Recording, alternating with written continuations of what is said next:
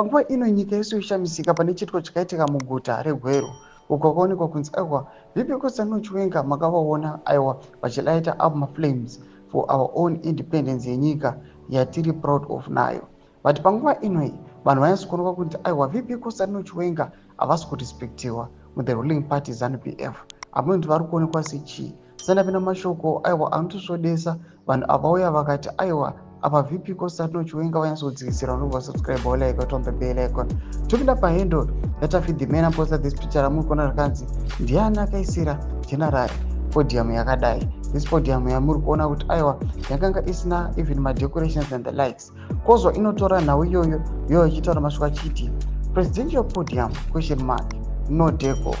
Even vanoparidza muchechi vashandisi yakadaro. Let's respect our leaders. Ndo mashoko ari apana pachidescriptions aiwa nyangwe nemuwo tarisai this podium yamuri kuona in the video panapa. Number 1 haina kana madecorations. Number 2 the furniture rather kuti yakamarwa itori nezvimwe zvimaclogs zvimwe zvimablocks zvakabva and iratidza kuti iri very old.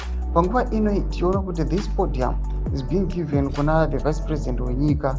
Panguva ino zvinatsokuratidza kuti aiwa the vice president aiwa haasi munhu anotombotorwa serious and haasi munhu anotomborespectiwa, and he is facing all this just because he went against aiwa corruption iri kuitika kailabel as a security threat munyika achiti aiwa not zvigananda zviri kuonekwa kunzi vese vari the ruling party ZANU-PF we are not siding with VP Constantine Chiwenga. Munhu wese iye atori chigananda, munhu wese iye ari kutoluta. Mashoko ari kuda panapa tikuona kuti VP Constantine Chiwenga panguva ino pari kugaina popularity aiwa nesupport.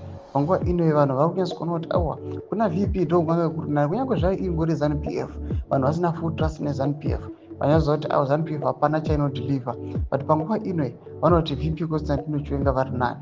Mudze mafunguro enyu muri kudii pamusoro pechiitiko chipinda comment section medu. Subscribe or like, turn on the bell icon.